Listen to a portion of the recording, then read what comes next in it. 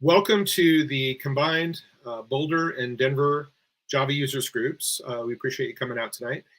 Just to let you know, we're just talking about we may try to meet in person for next month. Not sure where yet. We're trying to nail down a venue. Maybe we do it every other month, but we'll keep you informed. And I think we'll still try to do sort of virtual presentation. So for those that can't make it in person. So again, this is our shortened format for the intro. Email us for topics you'd like to see or reach out via the Meetup website.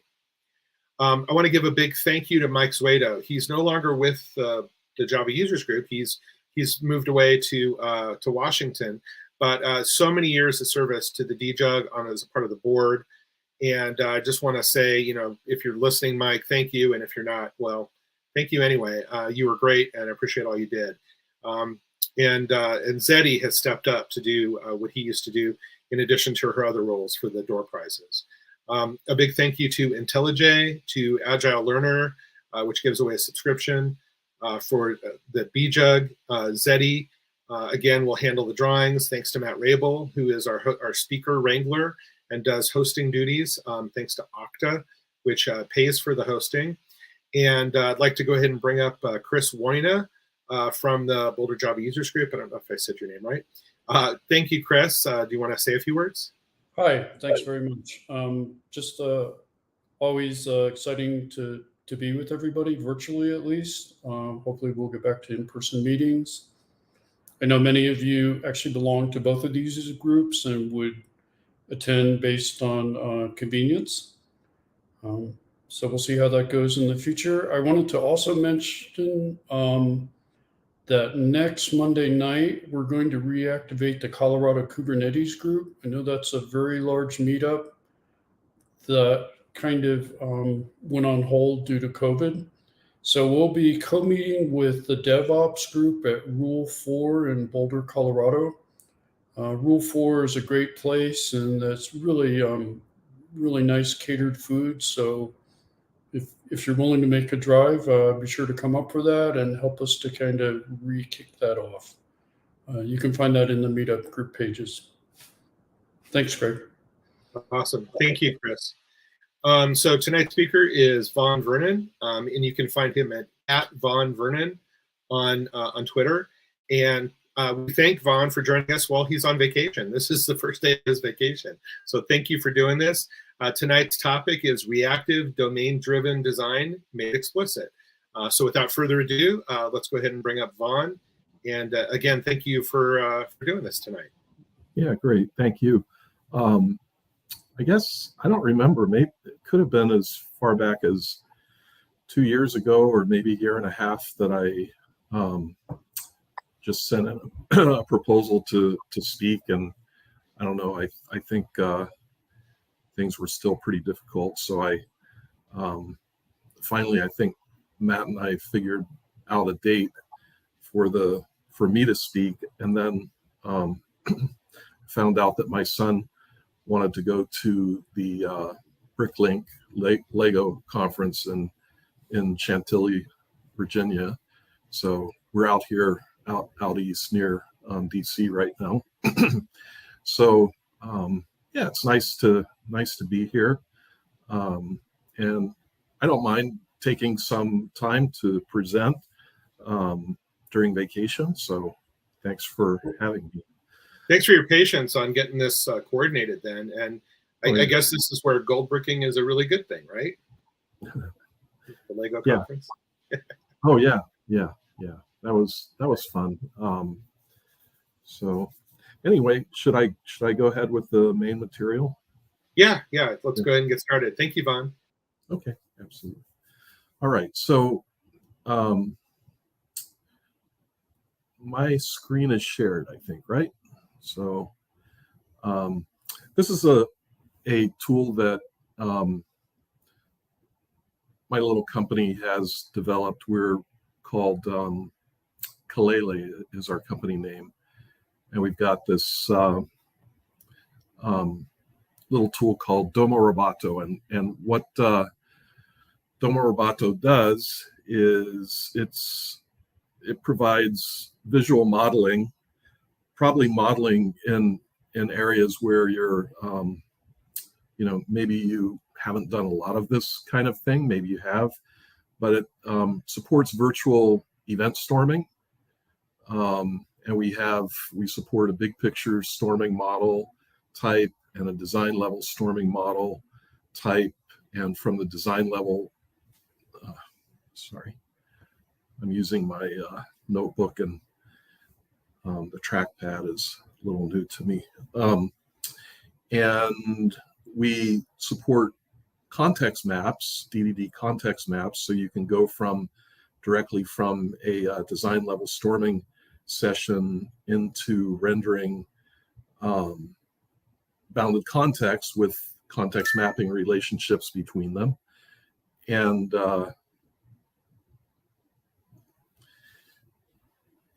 and we also support mind mapping, impact mapping, specification by example, or BDD models and user story models and so forth. So anyway, I'm going to be showing you some concepts around my talk. So let's just call this reactive BDD. And so that's the subject tonight. And I think that I want to have these topics, let's say that the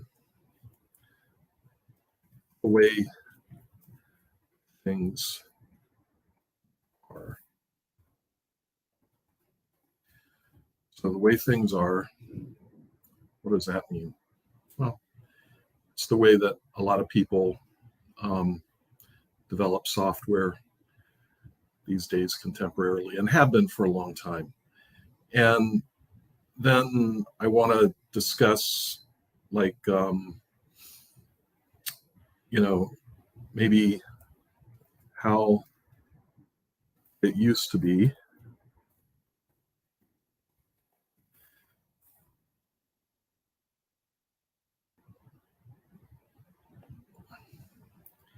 And let's say the way it could be. Because, the way things are actually, from my experience, is pretty much, the dial hasn't moved a lot in the past 10 years, nearly, about 12 and a half years ago, my red book, Implementing Domain-Driven Design, was published. And it was a pretty big splash, and the book continues to be a bestseller and everything. But it's really hard to move the needle on, from the way things are and way they have been done for a long time. If you've read my red book, you'd probably see that early in, I think it's chapter 1, I talk about the influences of things like Visual Basic. I was doing Smalltalk C++ programming back in the 1980s. And when I started developing with objects, well, there was just sort of a certain way that you implemented with objects. And even before I actually did a lot of Smalltalk programming, I was influenced heavily by the Smalltalk way of doing things, because that was the real object-oriented programming language, at least as far as I knew. I guess Simula before that. I was a kid when Simula came around, so I didn't have a chance to use that. But Smalltalk was actually becoming an important language about the time that I started programming professionally in the early 1980s. So there was this heavy influence around objects, object modeling. The model view controller pattern and similar patterns were available on Smalltalk distributions at the time.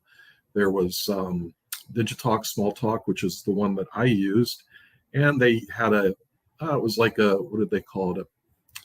I think it was called View Model or something like that. And it basically, there was a view, and the controller was built into the view. It was kind of like a combined thing. And so you really only had to deal with like one class for everything about the view, and then you had your domain model, and you had rich behavior on your domain model. That you used language, fluent language to program in Smalltalk. And before I had done a lot of Smalltalk programming, I was still being influenced by Smalltalk as I was learning C++, because I ran, like, just for example, I ran into this library back in the day. It was by the National Institutes of Health. If you go way back to the early days of C++, NIH, and it doesn't mean not invented here, is National Institute of Health. There were some guys there who created a Smalltalk-like collection library for C++, and that was pretty cool. And then there were some other tooling companies. What was it called? Glockenspiel, I think, was one. And actually, I think they were in England, not in Germany. They had some Smalltalk framework, C++ framework that was kind of influenced by Smalltalk. So there was a lot of like really interesting object things going on back then, and it was being influenced by Smalltalk, at least in my world. So you really did a lot of fluent development. So I'm just going to add here that the way it used to be was objects with fluent APIs, let's say. The word API hadn't really, or the term API hadn't really come about, or wasn't very strong at the time. API came about, first time I remember using it was with the Windows API, like Windows 3, Windows 2, Windows 3.1, and so forth. The word API became popular, and I think it was around OS 2 as well. So anyway, the way things used to be, you used objects, object-oriented programming, and basically you had this strong feeling that you were sending messages to objects. In fact, that's exactly how it worked in Smalltalk. It still does work that way in Smalltalk. So when you want an object to do something for you, you send it a message. And so I kind of got used to that paradigm. I thought it was very cool. Even when I, went from Smalltalk was kind of teetering a bit in the late 90s, and I went back to using C++ because it's pretty much what you had to do. And Microsoft came out with Visual C++, and that was sort of like, the way you did things back then. It didn't have that much to do with, are you a Microsoft shop or not? It was just like, if you were building software for the desktop, you pretty much used Visual C++. So it wasn't, I think when the Microsoft shop really, became the thing was when .NET was released. That was sort of the really baked in, Microsoft days. But anyway, so that's what I was doing. And, I programmed as well as I could in C++ in the way that I programmed in Smalltalk. And it wasn't like absolutely, the same, but you could, just the way of thinking meant that you didn't want to use a lot of operator overloading and things like that. It was like, oh, that stuff's really messy. Like, let's just make code really readable and simple. And, there's plenty of power in the object paradigm itself. So that's what we did. So, the teams I worked on, we were working on search engines and desktop publishing systems and things like that. So, we had a lot of fun doing that kind of work. And objects work well. Somewhere along the line, I think that Visual Basic had a big influence. I'm trying to remember when I started using Visual Basic. I think it was around 1992 or 93 in there. And Visual Basic was really powerful. I mean, in the hands of the right developer, Visual Basic was very good. Like you could program to the Windows API, like, top speed with VB, and you could write C code underneath for engine type work, like the heavy lifting type stuff. So I liked VB a lot. It may sound weird, but hey, when you wanted to get work done and you did good UI design, VB could be very powerful. VB, though, also had the downside in that it was so easy to use that you had, other professions like accountants and bankers and who knows what, electricians and plumbers writing their own software in VB, and it was really horrible. And I think that a lot of sort of bad characteristics came about, programming characteristics came about during that time because Visual Basic was so popular. It had a huge influence on other things like, Object Pascal, which actually became Delphi, was the Borland language, and Turbo Pascal, and all these things had to have sort of an object, but really not an object, maybe an object, but they had properties, right? And you would use a visual UI design tool to program, but a lot of the work was done with property sheets, and you would go and fill in like, name value pairs. The name was already there. That was the property that existed for that UI control or form or dialog box or whatever it is that you were programming. And so you had this set of properties that you could use, and then you went and attached values to them. Well, hey, VB is selling like gangbusters, so everybody has to do this now.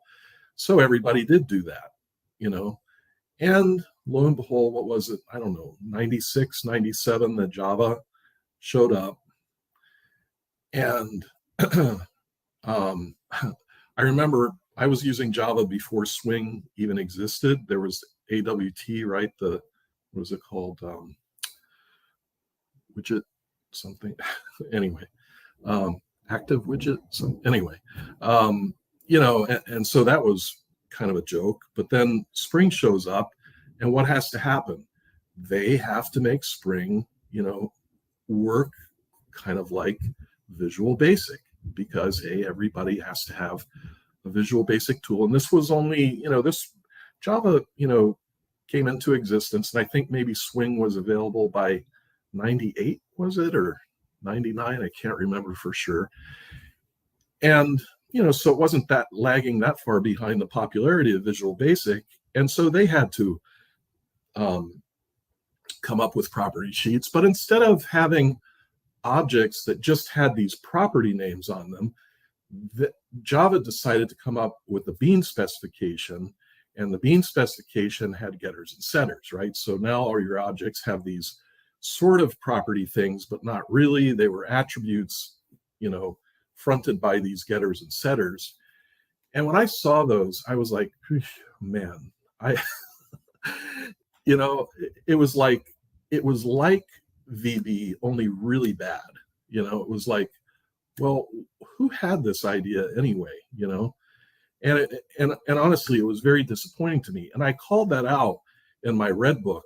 It's like, God, why did we have to take this sort of, big step backwards where you didn't even have properties that were really like VB properties, where it was just a name and you could set a value on it, like, just like you had a raw attribute. But it wasn't that. It was actually a function, internally, a C function that would get called.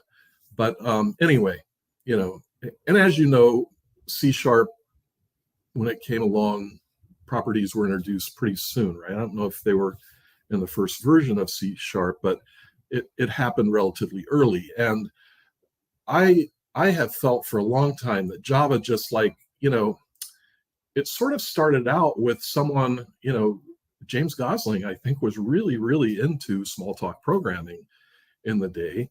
And he knew a lot about object-oriented, and Java felt to me like, wow, I really have a good excuse now to use very similar to small talk programming with Java. And I know it's not the same thing, but you can pretend, right? And it was easier to pretend with Java than it was with C++. But then you've got this other influence and all the whole JEE, or back then it was J2EE. I don't even know. Was there a J1EE? I don't know. I only remember really J2EE. Oh, those were dark days.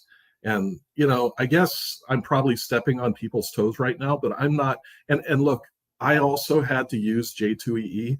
I had to program in it because there was a time when you couldn't really get a job unless you did that. But it was such a horrible experience. And there were so many failures with J2EE because, anyway, it was just amazingly horrific. And that's why, when spring came along, wow, what a breath of fresh air. And then, of course, there were a lot of spring haters after a while. But, spring kind of like really, really did move the dial from J2EE to something, that was actually like you could succeed with it, right? So we went from J2EE, it's probably, and then I'm just going to say that, we went to spring from there. And another thing that we did, cursor, there it is. Another thing that we did, even, I don't know if I think it was sort of, was Hibernate before spring? I'm not sure that I remember exactly, but they may have happened very close to the same time. But yeah, so I'm just going to put Hibernate here. Okay, now both of these frameworks or libraries, whatever you want to, maybe Hibernate was more of a library, but what happened with Hibernate is there was a long time before you could actually set, when you were OR mapping, let's say that you were, mapping your object to the database, you had to have getters for that, and you had to have setters to map it back from the database, and they had to be public setters, public getters and setters, because I think the first version, I don't know if maybe it was version 2 that Hibernate introduced direct field setters, that you could use that, and that was really what was needed. Even private, right? You could set private instance variables or instance fields, but just introducing that whole bean thing early on in the spring and Hibernate days, it tumbled like even further. Okay, JEE was horrible, but in different ways. Hibernate and spring were awesome and horrible at the same time because they solved problems for you, but they also kind of forced you into this really unfortunately bad paradigm of exposing all of your internal object values to, like instance variables, to public getters and setters. And so, hey, we've already got these like, whatever, dozen, 20, 30 getters and setter pairs, in an object, which was another problem because programmers were now taught, primitive obsession, because every field had to map directly to a column in a row in a table in a database instead of, using value objects. And, you can just see this sort of, I hope I'm not like sort of insulting anyone, but what you have to see from this, or if you want to, is that this is way different than the way objects were meant to be used early on. And of course, Alan Kay says, when I came up with the object idea, I can promise you something like that. I did not have C++ in mind, right? And so, yeah, Smalltalk is head and shoulders above pretend object-oriented programming languages. But look, Java is a pretty okay language, right? And now actually somehow, I don't know, I really truly don't know, but it was after my red book was released and I complained about all the bean spec stuff, and I was like, why does every object in the JDK, in the library, have to have these getters and setters all over everything? It was like, okay, now everything in the whole world has to be a bean. And I didn't, and like, I remember even stating that like string was the only thing that was relatively close to a real object, because you could call just a length. You didn't have to say get length, and you didn't have to call, and the collections early, right? Size, add, it wasn't set this, and you still can do that. But in other words, like, we have strayed so far from what objects were supposed to be. Now, what the world does this have to do with DDD? Well, when you start thinking about Fluent, right, and APIs that were Fluent way back, that's basically, what DDD was built around was the object experience. And Eric Evans was also a Smalltalk programmer. So, I think, I haven't had a lot of conversations about this, but I did ask him, we were talking at some point about Smalltalk. And I think he was heavily influenced by Smalltalk. He's also very much a linguist. So, it's DDD was meant to be used in a way where people could be fluent in their expression, and it actually was the way that you talk with the business about the way things, the way the software should be built.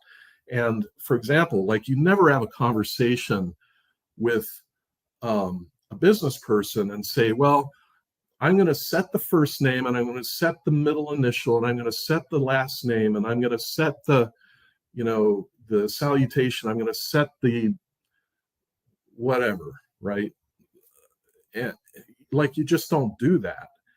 You talk about, the name of something, and you talk about, things in a fluent way, because business people aren't machines. I mean, we're not machines. I don't know why programmers have to think like machines, because actually you don't have to.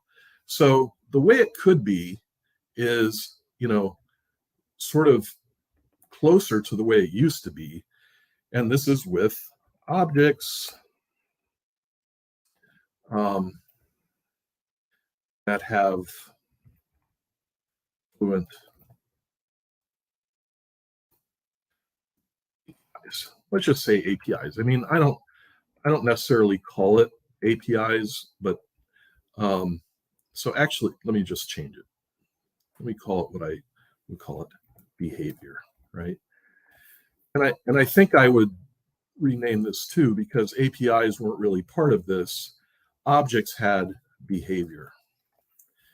And a setter and a getter, I mean, you can call that behavior if you want to, but it's really just manipulating data, and that's about as good as it gets. Now, another thing that I wanted to talk about is, like, just the bad, not only are these frameworks and stuff like really misleading programmers because it's people that never really got the object idea at all who are putting these so-called object, frameworks or whatever in front of us, and they're really not, really object oriented at all. Not at all. They're really procedural. And it's not that much different. The only difference between the procedures is you don't have to pass the extra parameter of the object or the struct, the C struct, let's say, that you're actually dealing with, the pointer to the thing that you're dealing with. You don't have to pass that as a parameter, as the first parameter now, because that parameter is sort of given to you as the object itself. And now you, quote unquote, invoke methods on the objects, right? So, so this is a major difference in the way that object-oriented programming was meant to be used. But now it's not just the frameworks, but we have some really, really bad examples, right? You go some, like it used to be, right? Everybody needed to use Hibernate. There was a time when everybody needed to use Hibernate, and now it's JPA, right? But it's, I guess JPA really was more like, okay, Hibernate with a new name or something. But you go and look, okay, how do I do this in Hibernate? And the examples that you saw were just bare objects with no behavior, just getters and setters. But I think that was because the frameworks and the libraries, the documentation, the people who wrote blog posts and stuff, they were not focused on how to do object-oriented programming. They were just showing you, like, okay, we're going to take an object, and however that object is populated with data, right? Because it's data, it's not, anyway. They're populated with this data,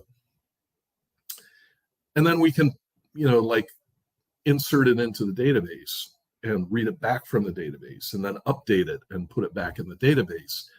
And we can set, like we can read a bean from an XML descriptor, and, and we're just going to set all these properties because we can now inject all these things from an XML file, which later became annotations. And, so that's like, okay, like it was way better than J2EE, but honestly, that's not saying a lot, really. I mean,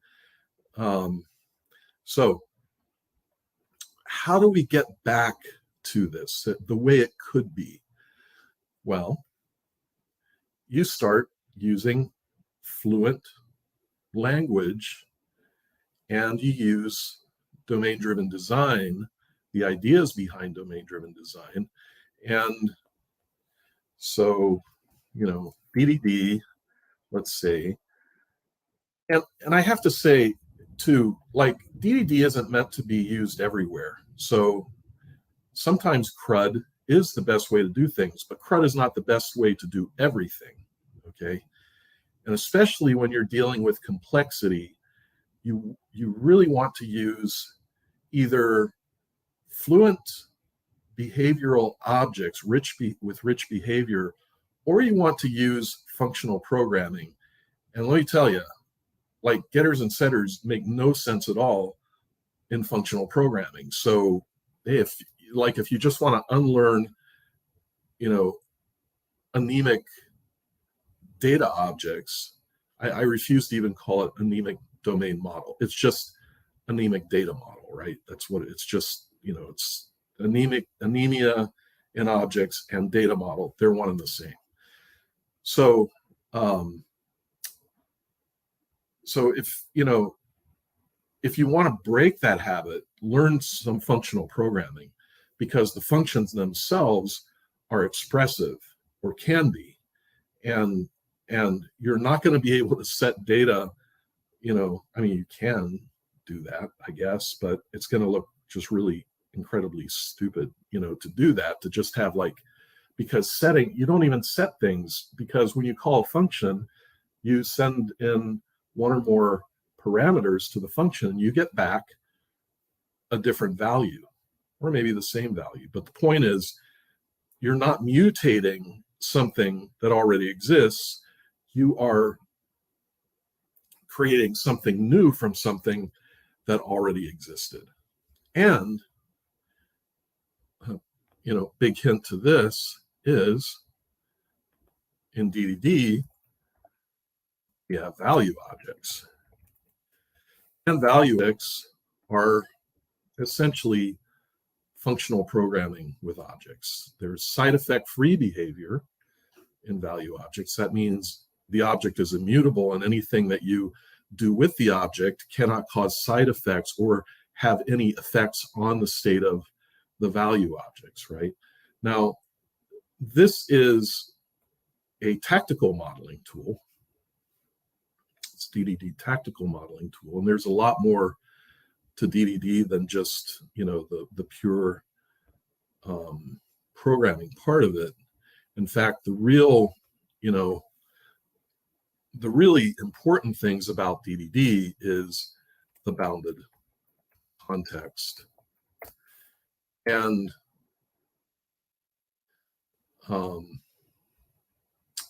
well, let's just say this is strategic design.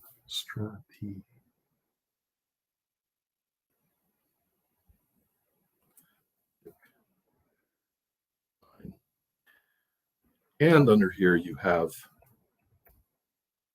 bounded context, and over here you have context maps. Okay. And the idea with bounded context is you are going to create a fluent model inside a bounded context, and the model is based on language. That's how it's fluent. Because when you talk to business people, you're going to create things from fluent and fluid language, where expressions that are used among the team, and it's not getters and setters, it's real businessy type things, right? And I'll show you examples of that soon. But these bounded contexts are where you focus. So you put a boundary around a domain model, and you focus language, expressions, the conversations and communication that you have with teams and the business people who are on the teams, and you're formulating these models. And then because you have multiple bounded contexts, because a bounded context is very focused on one very specific aspect of the business, not everything, right? It's the opposite of a monolith, although you can have a monolith with multiple bounded contexts in it.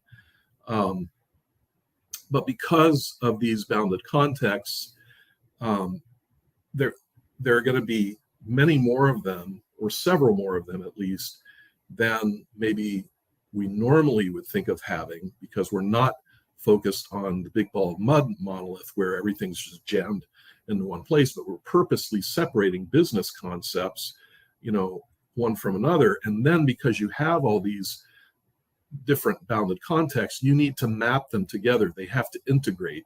And you also have to have team relationships. So every bounded context has, a team and a language that is spoken by the team. And when you have a context map, then you are basically mapping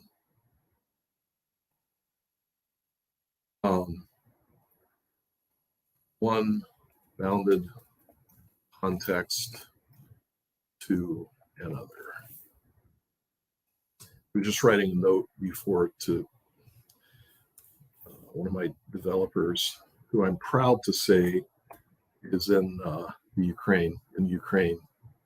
Very strong developer in Ukraine. I'm privileged to have the guy on my team. So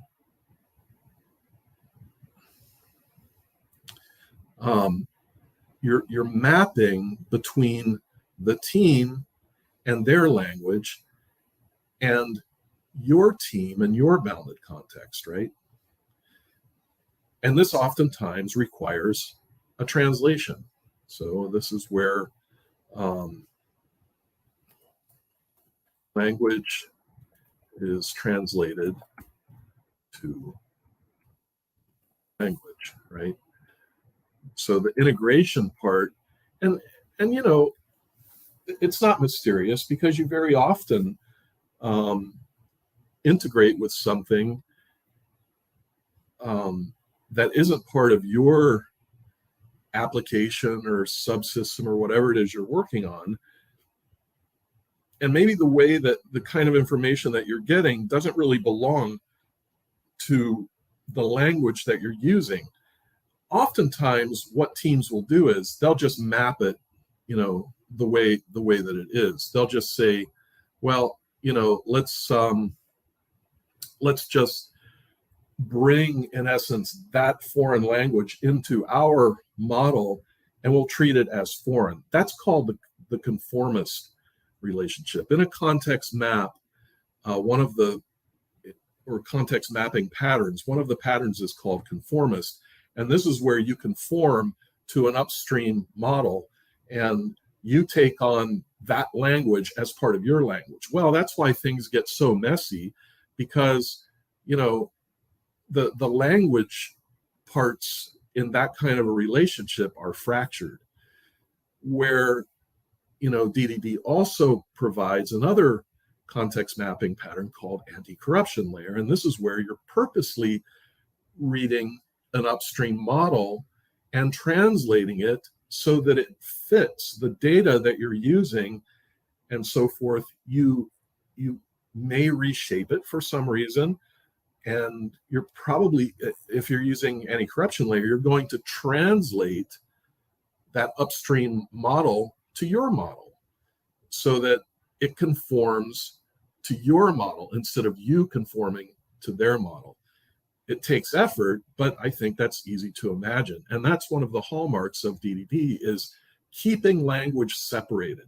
There are some times when conforming to an upstream model to upstream language makes a lot of sense. Let's say that you're integrating with Google Workspace, right? And you have Google Docs, Google Calendar. Well, you're probably not going to attempt to translate the upstream Google API and their model language into yours. It just makes no sense.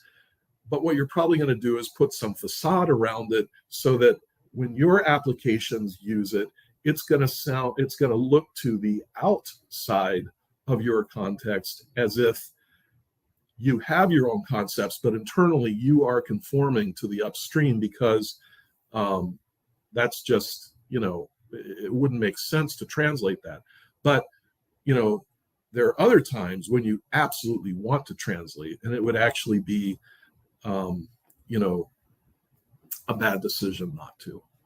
So, you know, and along with value, I'm just going to say that this is practical design here, and you know, we have things like domain events. Everybody loves events these days, right? Like if you're using events, you're everybody's friend. And aggregate, and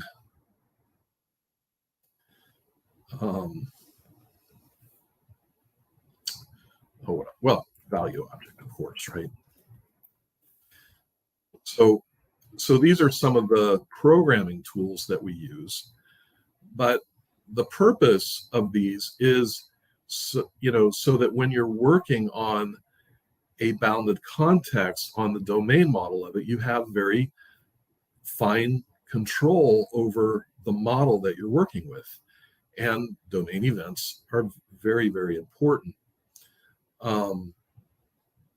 Now, there are three kinds of bounded context. One is called the core domain. This is really what DDD was meant for, right? This is where you're going to put your secret sauce of your business, the differentiating core value, the core differentiators, right? And then there is what's called supporting subdomain.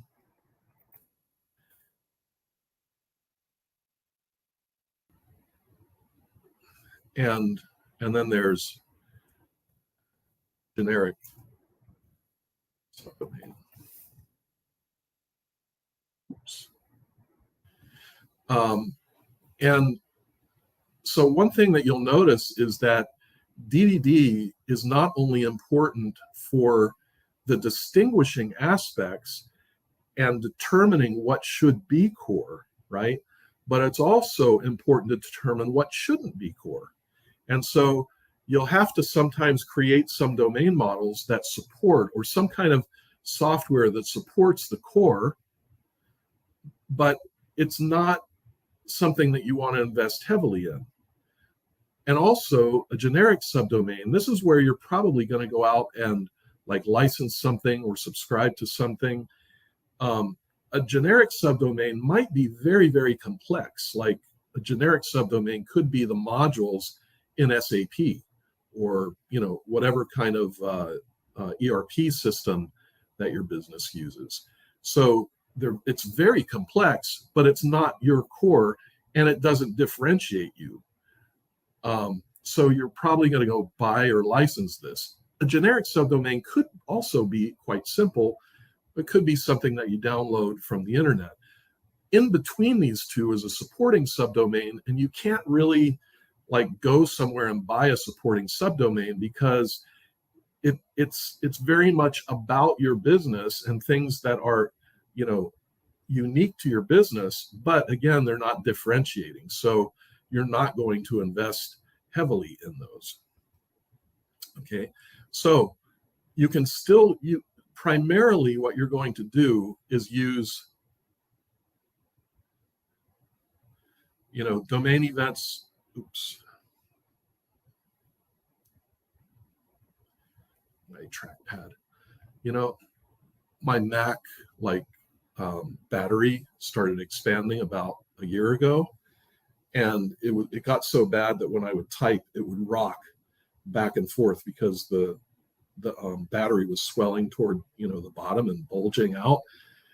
So I finally oh no, I've got to get rid of this Mac. And I hated the new MacBook Pros, the new design. I had like a 6-year-old Mac. Now I got an XP, a Dell XPS, is that what it's called? And it's an awesome, laptop in my opinion, but the trackpad is nowhere near the quality of a Mac trackpad. That, if there's anything that Apple got right there, it's the trackpad. It's just amazing. So I sometimes have trouble with this. It seems to be touchy and also ignores me in very interesting ways. Anyway, so that's kind of the ideas around DDD. Now notice I'm not really naming all the tools that you have, and I've only given you an idea of a few of the context mapping types, but there are varying levels of translation and inter-team relationships and so forth, that it's very important to recognize when you're in those relationships, because let's say you might think that you're kind of in this partnership where you're going to get a lot of help from another team that owns a different bounded context, but you're really in like a customer supplier relationship, and you have to say please to them to get what you need, and then there's a delay, and that can really cause you a lot of trouble. So DDD is helping you think strategically in terms of, okay, what are the risks in integrating with this other bounded context, and how much is that going to cost us in terms of just the discomfort of having to deal with and rely on someone else, what are the team dynamics like? Like, are they nice to us, or is there a bunch of politics involved? And so you use these strategic design tools. It's not just like, okay, I'm mapping this data to this kind of data. That's only part of it, right? It really is strategic design in so many ways. So, okay, so what I'm saying is, I hope everybody's, following along with this, but DDD provides a way to sort of get back to the way things used to be. And I'm saying it's the way it could be, because right now, the way things are is just, it's set. I mean, the DDD community and worldwide has grown tremendously, but it's still not enough, right? We have to have a much larger influence than even, I think, the success that we have has been has been very good, but we need more success. So where do we go from here? Well, if you'd like, you could read some of my books, or go to O'Reilly if you have, the O'Reilly platform, a subscription to it. You can read various books on there about DDD. I have a 4-hour video that you can watch there about, it's domain-driven design distilled. You can, pair that up with my distilled book, get some ideas about it, and I'd be happy to help, anyone who's interested in doing that. Now, on the other side of this is reactive. And I'm talking about not only DDD, but reactive DDD. And I actually had sort of planned to start out more on the reactive side, but instead I went more on the object side, and, the way things are, the way things could be, DDD. But I want to just talk a bit now about what reactive is. So reactive is message driven.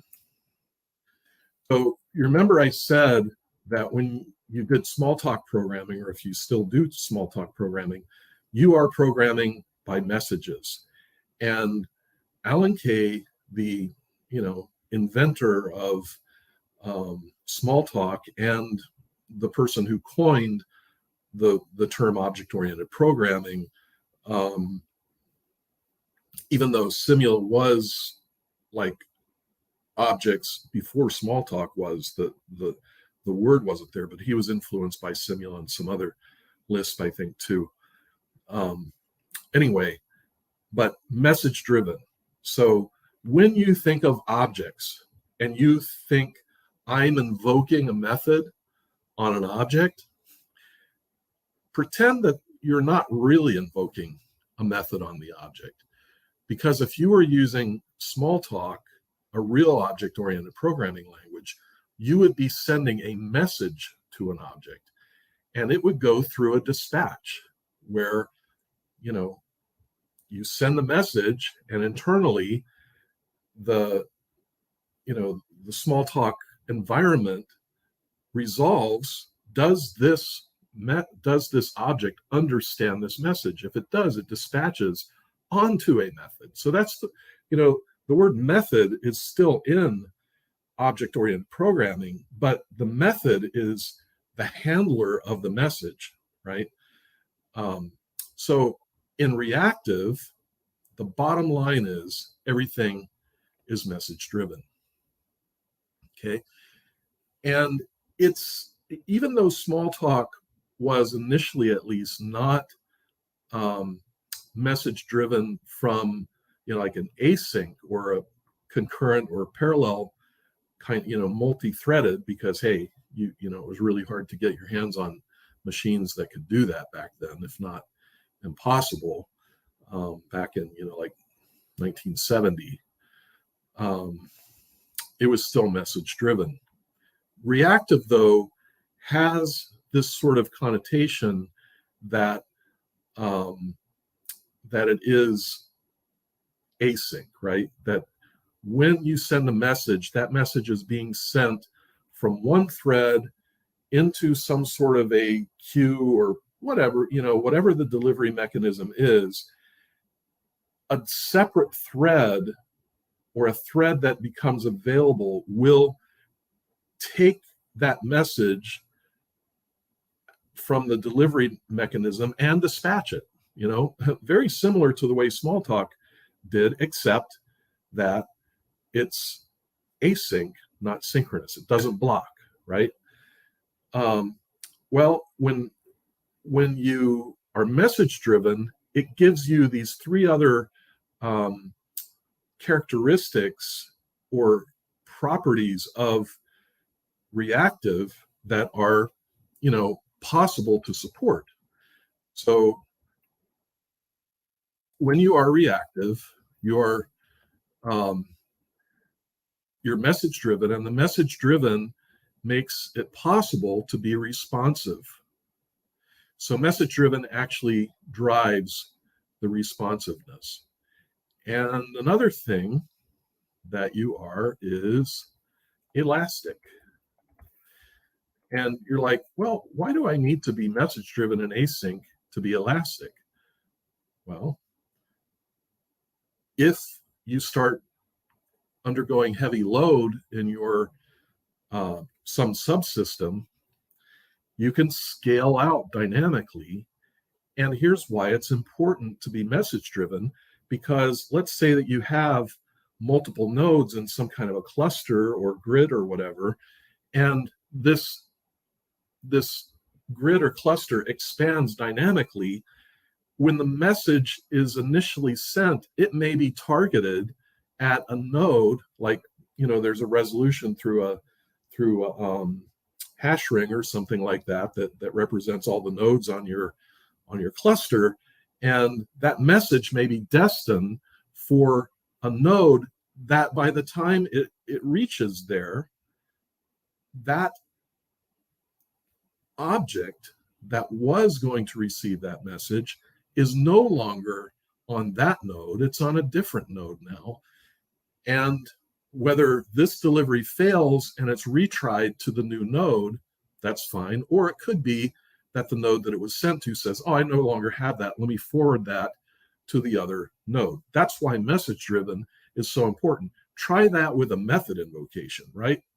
Man, like we don't even know how to deal with exceptions, right? Well, of course not, because like when, like clients are not made to deal with the failures of things that they barely understand, right? They're using these tools, and the tools have some specialty about them, and we don't really understand those, and they fail in ways that we don't understand. And so what do we have? We have oh my word, we're just hang on here. I just totally forgot a word, and I can't believe it. Oh, my word. Okay, anyway, I'm just going to say that we use supervision because like my mind just went blank on this one. And what, oh, resiliency, sorry, resilience.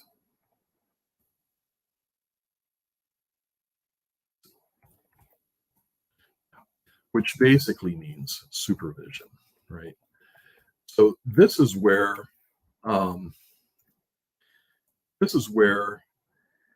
something goes wrong in one of the objects that is, receives a message, and instead of an exception being thrown up the stack and trying to find, essentially being dynamically, like a long jump to something that doesn't understand what to do with it. And so what does it do? Well, we don't want to even deal with checked exceptions anymore. So we're making everything unchecked exceptions, so they'll just bubble up.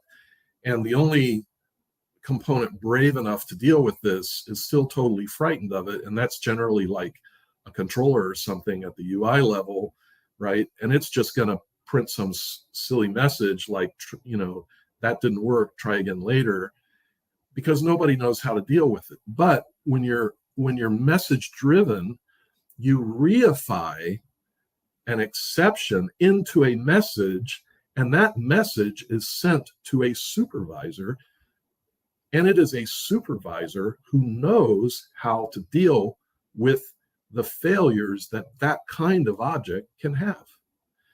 Now, you actually really have like smarts around failure. So you can make failure work, not to your advantage, but it's to your advantage in that you can actually recover from it. And you can tell the object that failed, okay, it's safe to ignore that failure, just keep going, or, you know what, you better restart. Just, like clear your state and let's start from scratch. Or, hey, you know what, you better just go away, and take your whole tree of children and grandchildren with you. You're out of here, and I'm just going to start another one in replace of you. So there are a lot of, ways to prevent catastrophic failure in a reactive system. Okay. All right. So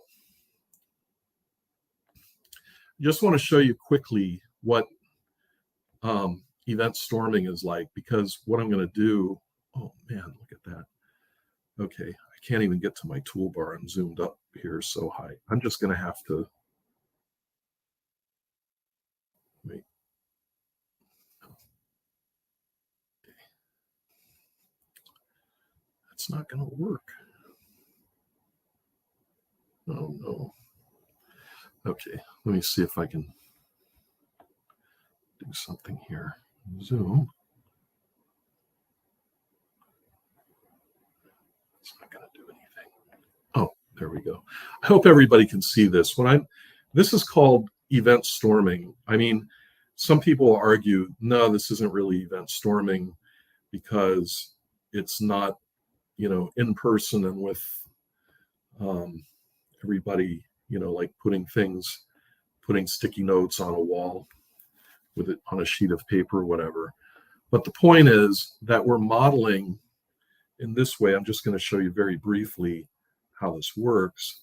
So in event storming, what you're doing is you're modeling based on a timeline where the time moves from left to right, just like we read. And let's say that we're dealing with a bank account, and a bank account, this is in a deposits, like here's this well bank. This well bank is from my recent book that I co-authored with Tomasz Jaskula, and it's called Strategic Monoliths and Microservices. It's sort of a little bit of a DDD book in disguise, but we're trying to not make DDD the central topic. It's more like strategic innovation, and however you decide to do that, whether it's with monoliths or microservices, will give you the right sort of recipes to do that with success. But the real key is strategic innovation, right? So that, and Wellbank is doing business with New Coverage, which is a sort of digital transforming insurance company that is about 20 years old, and they've got a lot of big ball of mud kinds of problems, and they're trying to understand how to deal with the big ball of mud and systems and break down monoliths, big ball of mud into microservices and all these things and come up with strategies. So it's kind of a little bit of a story. So one thing that Wellbank would definitely be doing is Wellbank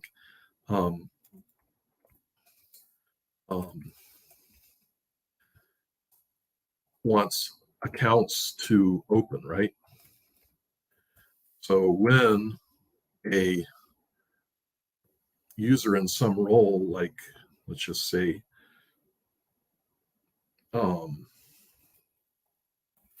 customer wants to open an account,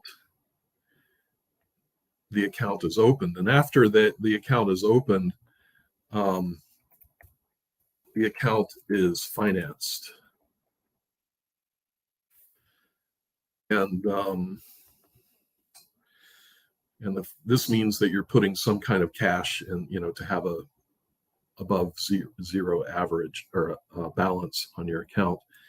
And then the account can be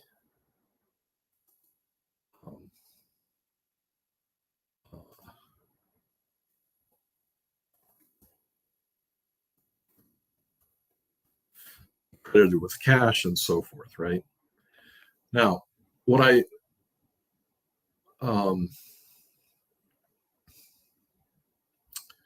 where this comes in handy is after we've gone through this storming, I want to show you something that,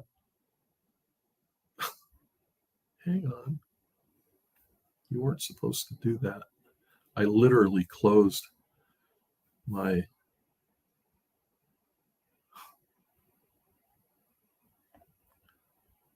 that's weird.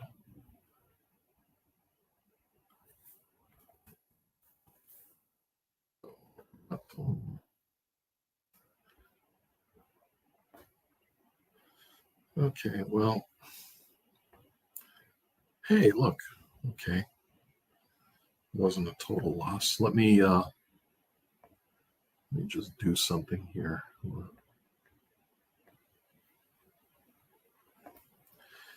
Yeah, this. Okay. So anyway, I'm going to now load a server running here, and this is our Zoom designer. This is from our Zoom platform, and just going to show you very briefly how this works. This is working in Java right now. We're going to support Kotlin as well on the JVM, and we also are working on support with the designer for .NET, so C#.NET, which basically means you can design your domain model and DDD aggregates that take incoming commands, and I'll explain this in a moment. But when you go back to the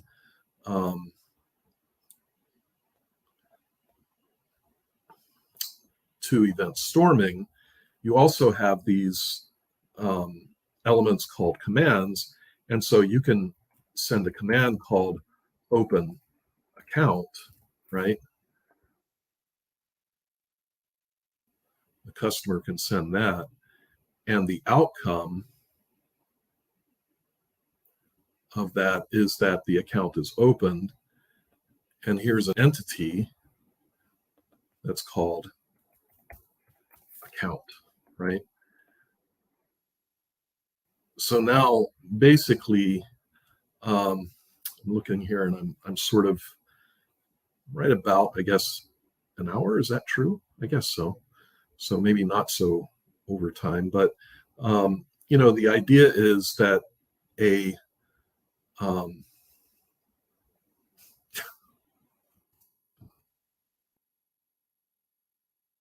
on, trackpad, be nice to me. Yeah. So maybe this is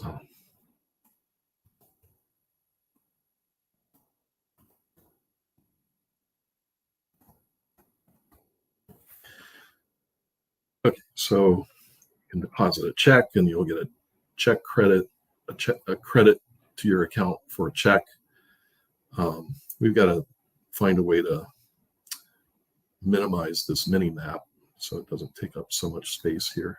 I usually don't work at this resolution. I've got very high resolution, but okay. So you can imagine now we tell the account to open, the account receives the command to open, and the account is opened, okay? And the domain event account opened is the record of the fact that the account was opened. And over time, I'm just, you know, I'm not showing all the detail between here, but that's the cool thing about event storming is you can start at the very high level and just show the events that happen over time. And then let me show you another cool thing about this is that. Hang on. Just make sure that I save this. So we go over here to our design level storming. And I'm just going to take the model that we already have.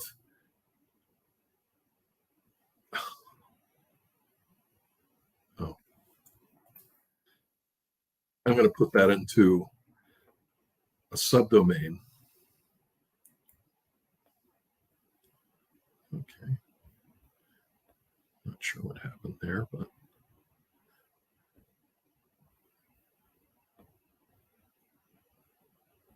okay, so a customer opens their account online. The account is opened. We're going to call this buttons, okay? And this is a green sort of, you know, what we're going to consider a new subdomain. It's, in fact, it's a core domain. We haven't declared it that yet. But we can also switch this and say, okay, these are things that happen inside a big ball of mud. But let me show you the significance of this now that I have this model that is in a subdomain called deposits. This means that all these activities happen within this subdomain. Now I'm going to go jump over to my context map, and automatically I have the deposits here, and notice that, oops. So I can tell this that it's a core domain. The subdomain is deposits. It is the deposits bounded context. I can, you know, decide who my team is going to be that's going to work on this. I can add a description. What is the business capability of this? Well, it is the deposits business capability as well.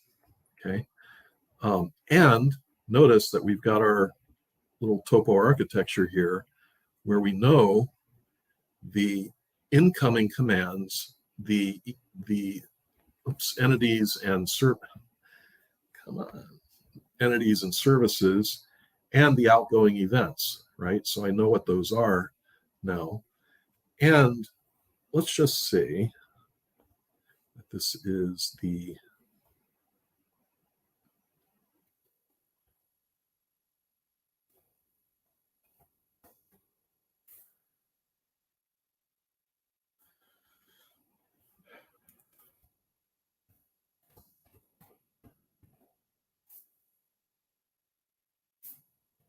by the way, this tool is free. It's at Domo Robo.to, so Domo Robato.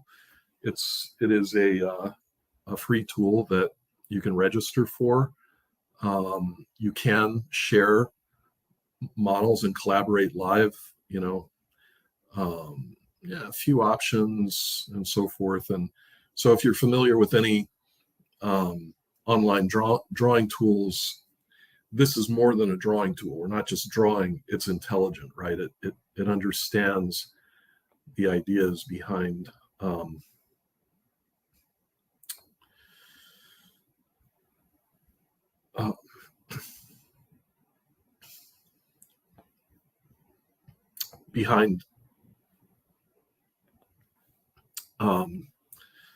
pardon me, event storming, DDD context mapping, and so forth. So watch, I'm creating a new subdomain here, and this is going to be called the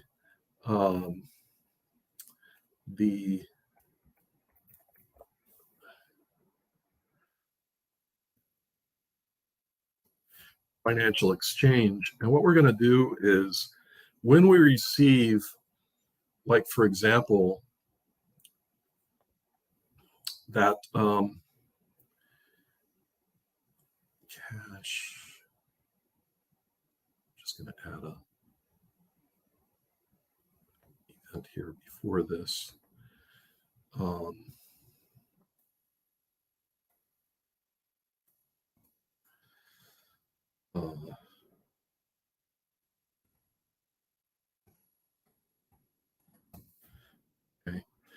And when that check is deposited,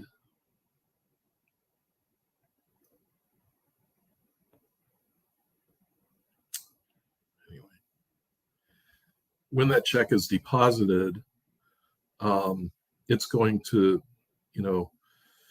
it's going to say that the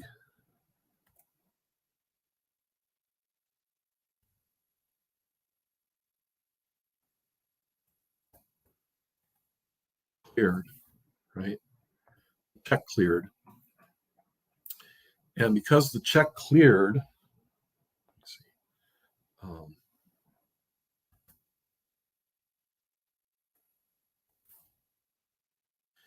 because the check cleared now,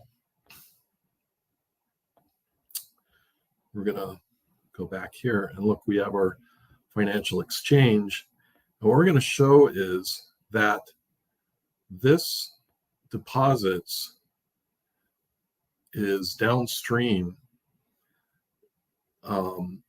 And what we're going to do is we're going to say that this is open host service and published language on this side. And I can just, let's do full relationship names so you can read it better. And then notice, right, that this financial exchange has an incoming command, which is a translation from the outgoing event, account check deposited, right? So when a check is deposited, it drives the process check command, and the exchange check cleared. But now notice, we have an incoming command, but we have no incoming events. Why? Because we didn't show it on our model, on our design. Oh, wait. Wrong one. So let's do this. Let's say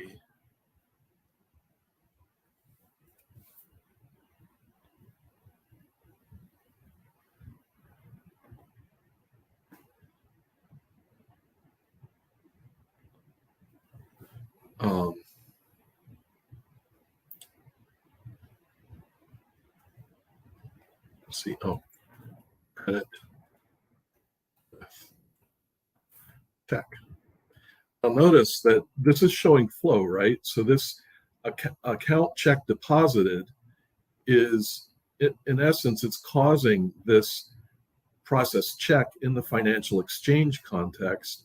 And when we see the exchange check cleared, that's going to cause the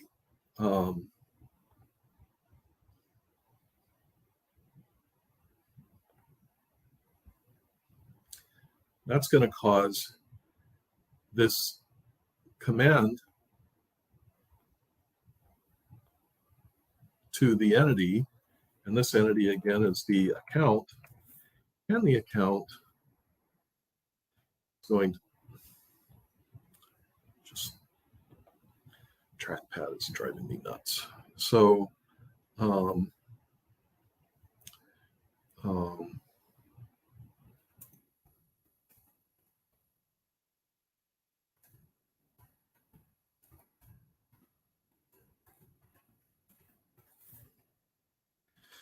okay, so let's go back here to our context map.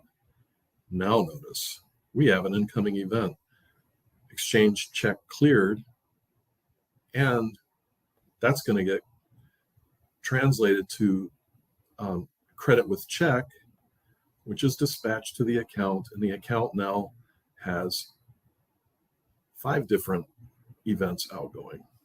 Okay, and this is a published language, open host service. They have a published language upstream, and we can also say that this is actually, let's say that's open host service, and this is actually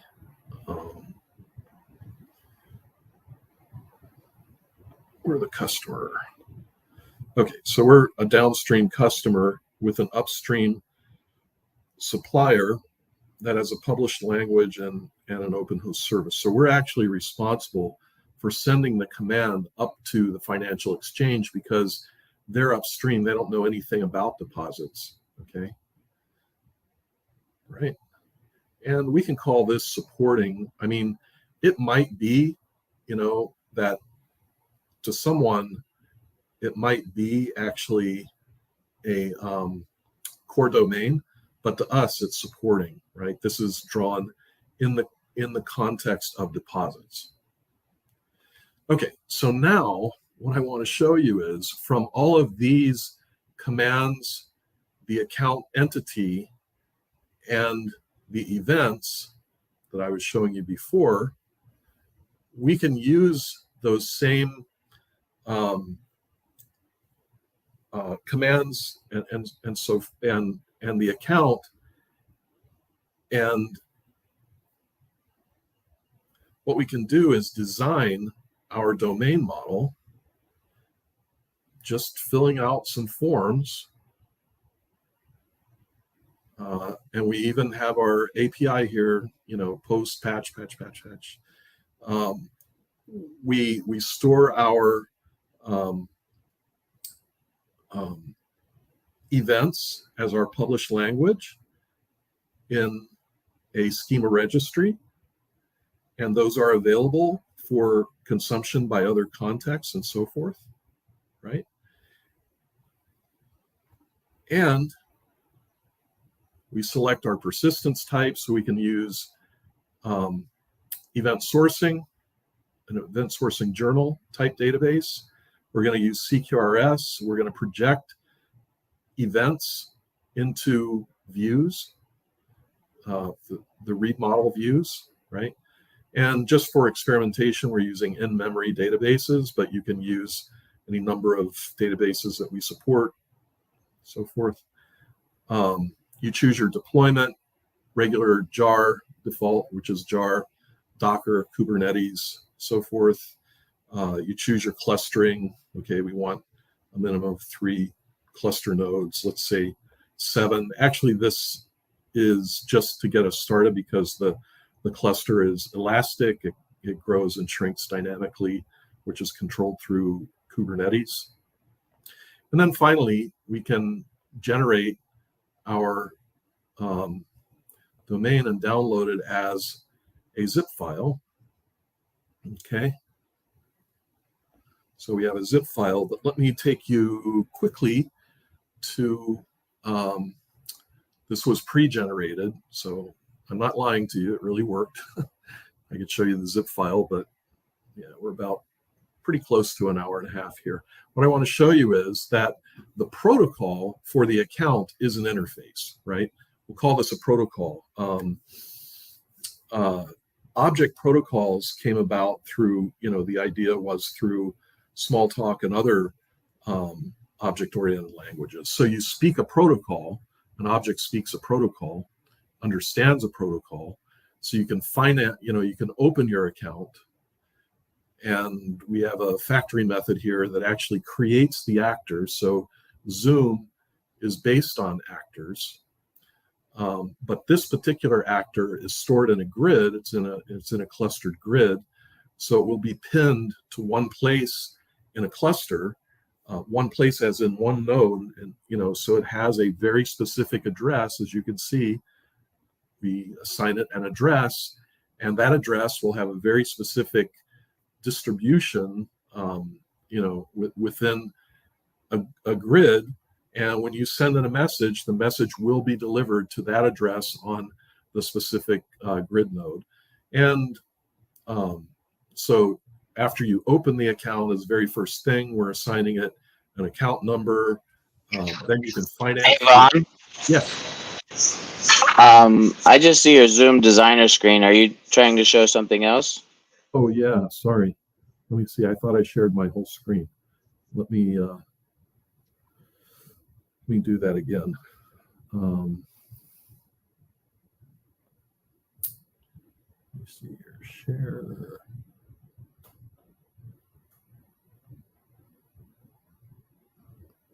Okay. Well, I'm going to share my window now because I guess maybe. Do you see Eclipse now? Yep. Okay, cool. Yeah, sorry about that. Yeah, I thought I'd shared my whole screen. So anyway, we have an account protocol, right? And the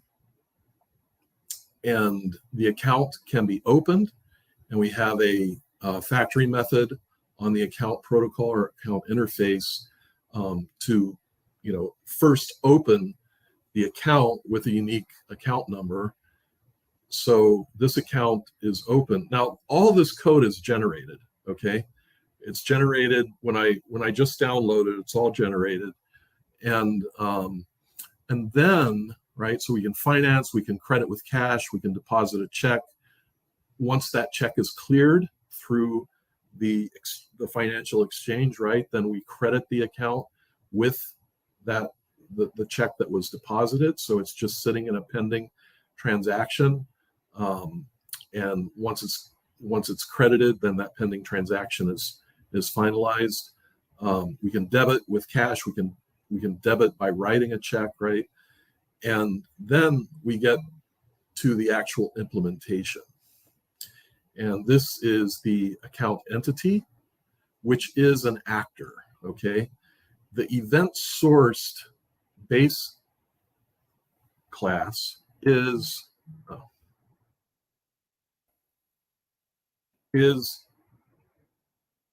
sourced actor sourced by domain events.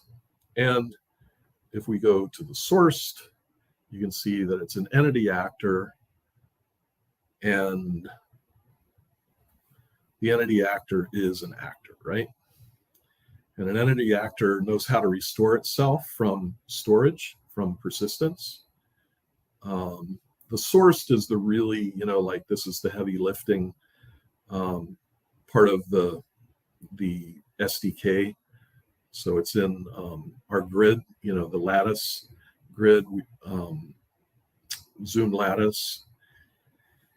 And, by the way, I hate to say this, but for people to understand what we're doing here, this is basically, like Lightbend has $82 million, I think, invested in it. We've done this with our own funding, right? It's all volunteer. So, there's both a lot of money spent and none all at the same time, right? Because we didn't go after funding. So 82 million versus, a bunch of volunteers, you get the point. So this is the heavy lifting part of, and I did that. I started this because I used to use Akka and the Lightbend platform. I'll just leave it at that.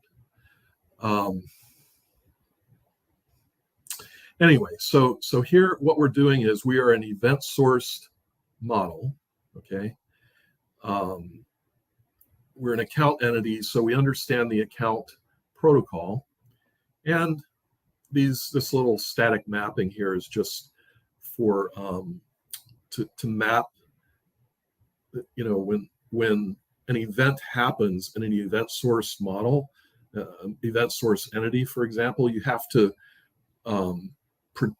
basically create or update the state of your entity as the events happen. And when you're reconstituting the state of an entity from, for example, the journal database, right? The event journal,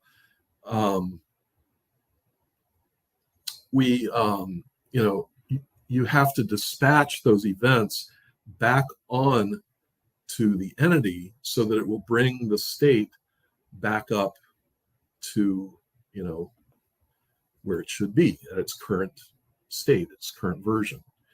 Now notice, this is the only mutable object in the entire aggregate, okay? And it's not even, the object itself is not mutable. The account state, as you can see here, is entirely immutable. So everything is final, and the array is, you know, the array list is kept, you know, immutable also. And yeah, so the only thing that changes actually in this entire entity or aggregate is that we reassign the state. And if you're into closure, you can even do the mental gymnastics like they do there and say that we're just rebinding the state variable, you know, to another value, right? But you can see right here, this is how we do it. So we just transition the state by applying the transaction of the domain event. And by transaction, I don't mean database transaction. This is a bank transaction, right? So inside of these events is a bank transaction that describes the transaction that occurred, the current balance, you know, the new balance that was achieved by the fact that this happened, and so forth, right? So, yeah, so that's how we transition this. So actually, the only thing that's modified here is the state reference is being reassigned. So it's like rebinding, right? And if you want snapshot support, we do that automatically for you. Just override this, and it's really simple. Like if you're restoring the snapshot, yeah, you just do that. Same thing again. You just go like this. This state snapshot. No, done. And like you could literally provide a snapshot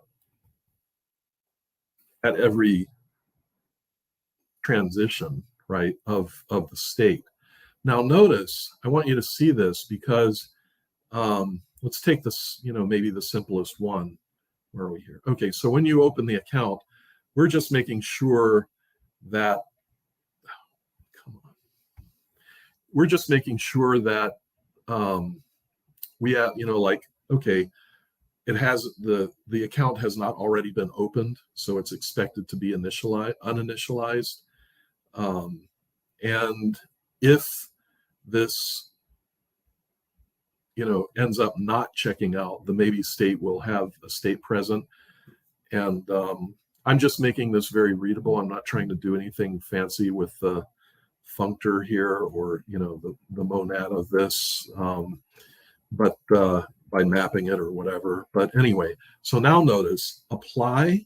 So if we want this to transition, we're going to apply the account opened event to ourselves, and we're going to finalize by answering asynchronously, basically a future here, a real future, right? Not a pretend future. So we answer a completes of the state. So this is going to be used by the REST resources because there are only two layers in this entire architecture. There's the infrastructure, which is basically your resources, your persistence, your, you know, things like that, and your domain model. So this is like what we call compressed ports and adapters architecture. It's just, you know, as small as it can possibly be. There's no need to have a application service or a service layer around this. The transactions are managed right here. And notice there's no persistent stuff, right? Like go to these other actor frameworks, whatever they like to call them. And it's all about persistence, right? It's all the technical stuff. It's all the whatever. No, here, it's just really simple. We're applying a new event to ourselves.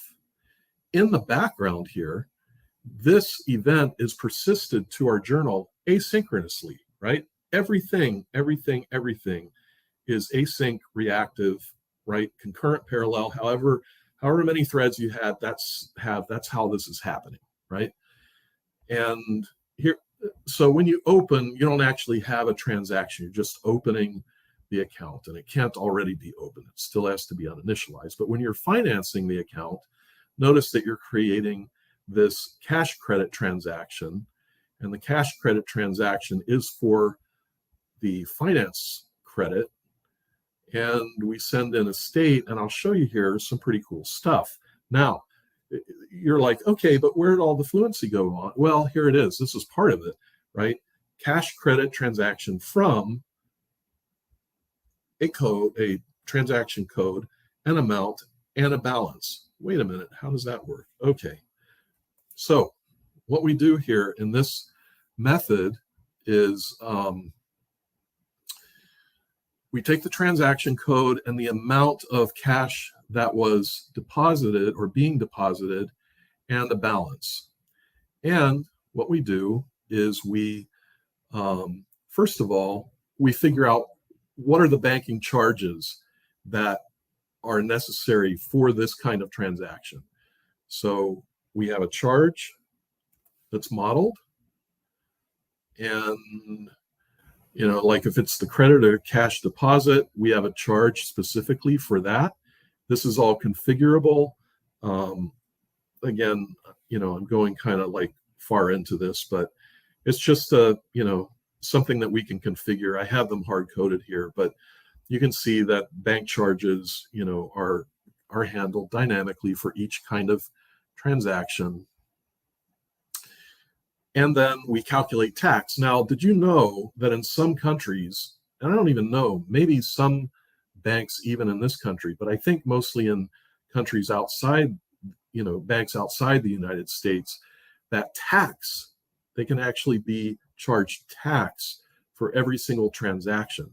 So even though in our case here with US dollars, this is modeled such that when we ask for the taxation factor, it just so happens that the taxation factor for a U.S. bank is 0, right? So there won't be any tax charged, and if we don't reach a sort of minimum amount of tax, then we charge a minimum. In another country, that might be necessary. In the United States, it's not. We don't charge tax, but we get our transaction amount, our taxation factor, our minimum tax, and so you can see how this is done. So if the total tax ends up being calculated below 0, then we charge a minimum tax, and so forth, right? Where is this? Yeah. Then we get our new balance. So we have our balance that was passed in, but we're going to calculate the new balance with a credit, right? So we're going to take the balance with a credit using the amount the bank charges or charge and tax, if any, right? And then we're going to create this cash credit transaction instance. And here we are. Now what we're going to do is take that transaction and we'll attach it to the account financed event, right? Now this is the cool part, right? This is all done completely asynchronously using functional programming. When we apply this new event, eventually after everything is done, we are going to return the state as a completes, which again is a future. Okay. The completes is actually built around completable future in Java. We use we kind of wrap the completable future, but our completes is way easier to use. It's very, very simple, kind of like, minimalist kind of thing. Right? So when does this state actually get asynchronously returned, or it's actually just a message send at, right? Like this outcome of the state is just sent back to a pipeline, in the REST request, right? Request handler. But now notice that we've got all these little methods here: apply account opened, apply account financed. So what we're doing is we're taking the event that after it is persisted, after it's already in the journal, persisted, guaranteed, right, to storage, there's a callback made to this, and that is because we have a mapping that when the account entity applies the account financed event, we are going to call the account entity apply. Oh, that didn't go as expected.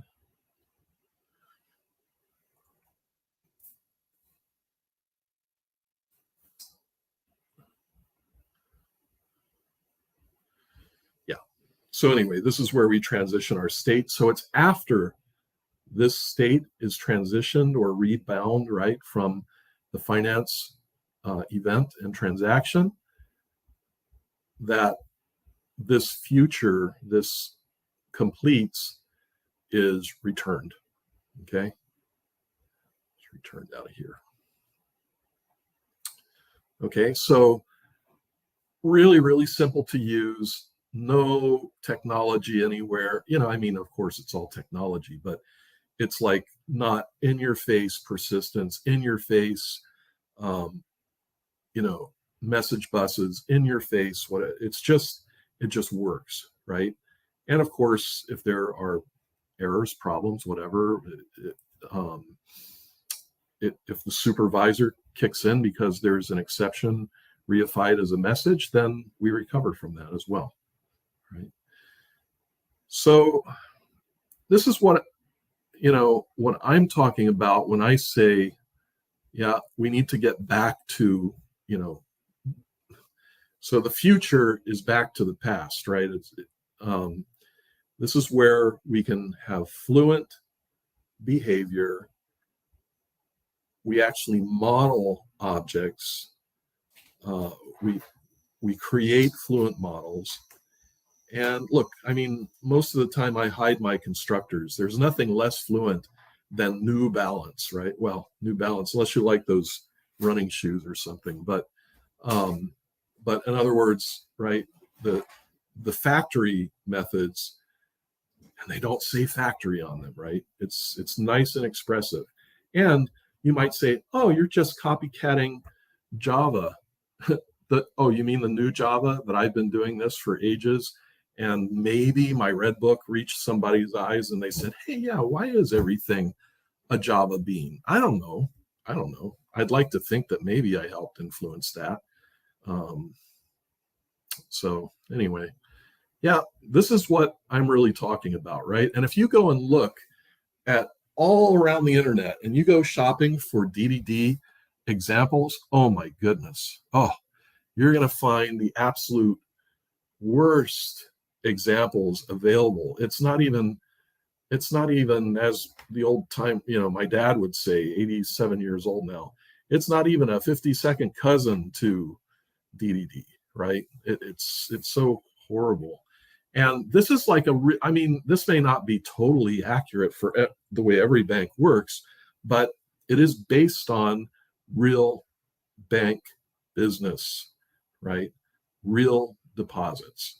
And they're all, there are, I don't know, thousands of different kinds of business capabilities in banking. So who knows how close this is to any given bank, but I think it's fairly, a fairly decent model. And even if it's not absolutely accurate for everybody's bank or even anybody's bank, it's at least a true example of using a DDD model. So I don't have this quite, finished up and polished. Like I said, I'm on vacation for a few weeks. So I will have this out on our, I will put this out on our Zoom, you see GitHub, go, right? So you can see our examples, got a bunch of examples. And I haven't released this one yet, but it's going to be under Zoom. If you're showing GitHub, we're not seeing it. Okay, so let me try this again. I don't know what happens. It's like I share my whole screen, but it doesn't share my whole screen.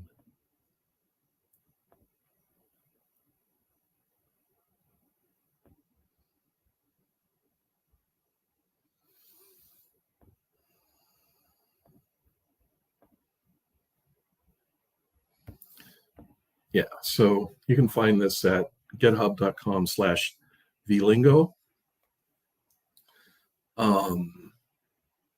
And our documentation is at docs.vlingo.io.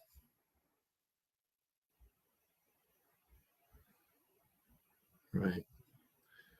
And we cover everything designer and see how the designer works, so forth. So welcome you to try it. And as always, we love for folks to help, volunteering and stuff.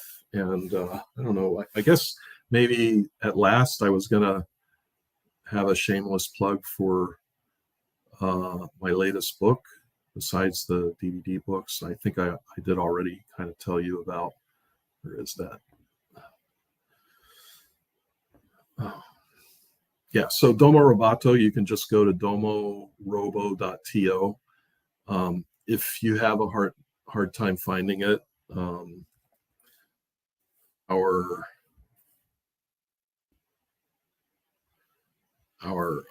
Kalele, KALELE.io under products. You can go directly to Domo Robato and register. This is our Zoom platform, Zoom Cloud. So we have a cloud edition that's on AWS Marketplace. Links to the source code documentation and support. Right. So it's all real professional stuff. I guess any questions? Yeah, thank you. Resilient. Thank you, Ken Hoffman. Sorry, I just okay. Thank you so much. I've added Chris back on here, and we did have one question from Chris, I believe. Did you want to ask it there about microservices? Yeah, just real quick. I know it's a huge question, but if just maybe like 2 or 3 sentences about trade-offs when you're kind of like denormalizing databases when you're designing domains and then you have to go and implement them with microservices. Mm-hmm. Oh, you mean, okay. Well, I don't start that way. Like, are you saying? No, what I'm saying is, so obviously you take a domain-driven approach, which is great. Yeah. But then you run into implementing them, and then sometimes you have to tweak things. Or maybe not. I'm just wondering what your thoughts are on that. Well, so like, for example, in this source code that I showed you, that is generated for a microservice. It's generated as a DDD bounded context, but the idea is for using it as a microservice. The code all generated. It didn't generate with the a lot of the fluent extra modeling. Like it generates the value objects for you, but it doesn't generate the business logic. It kind of like generates the bones and a lot of the flesh, but you still go inside and add a heart, I guess, or some, like not even the whole heart, like the that entity that you saw. everything is there except for the business logic and the actually like the open method. It actually already does the apply of the event correctly. Sure. But any business logic above that, you do that. You add that yourself. I understand. And we don't support round trip engineering or continuous forward engineering. We say like, okay, have at it, right? But the idea is all the infrastructure and stuff that people seem to think is the most important part of programming is taken out of the way for you, and you just focus on the domain model, right? That is what DDD is all about. So, and of course you get all the source code for all that stuff. So if you want to go change things or tinker with it or change your database or whatever. Yeah, no, it's, just to put in a plug for domain-driven design, it saves a lot of heartache down the road if you lock everybody in a conference room for a few days with food. And kind of really, it forces you to think through everything before you start coding up stuff that has to be redone later. Yeah. True. That's it for me. Yeah. I really hope I didn't step on anyone's toes. I'm opinionated, but I'm not mean. I have to speak my mind, but I don't, to each their own, right? So we have a question here from Jimmy Gordon. Can this tool be used to model an automated networked workflow similar to a graphical network in a GIS or CAD that simulates a networked system like an electrical grid, sewage, or water system? no. No, haven't quite gotten that far. So we do support processes, right? Sagas, but we don't model the sagas right now. Actually, though, Domo Robato, that is where we're headed with Domo Robato. So we're going to support all that kind of stuff, because actually when you're event storming, right, you've got the whole process in a timeline, and you can branch with policies. So I suggest that you go try it. We're improving constantly Domo Robato and the Zoom platform. So Cool. Well, I think we'll go ahead and end it there since we didn't have any more questions. Thank you, Vaughn. Appreciate your time, and righty. have a good night, everyone.